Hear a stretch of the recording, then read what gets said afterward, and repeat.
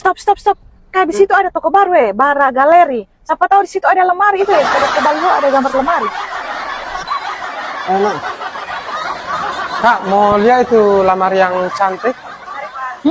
Coba lihat cantik. Bukan ini yang cantik, data lamar yang cantik. Wow. Iya.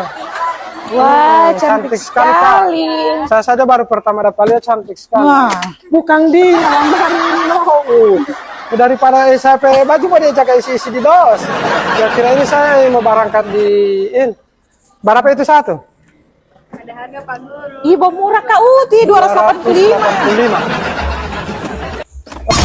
Telah dibuka toko Bara Galeri terbaru di Desa Margomulyo, Kecamatan Tolangohula, Kabupaten Gorontalo. Sebuah toko yang menjual berbagai macam peralatan rumah tangga, terutama peralatan dapur. Dan ini toko yang disukai oleh ibu-ibu, guys. Nah, untuk anak pengikut akun family, guys, terutama ibu-ibu, jangan lupa mampir di toko baru Bara Galeri yang ada di Desa Margomulyo, Kecamatan Tolangohula, tidak jauh dari Desa Sukamamur ya.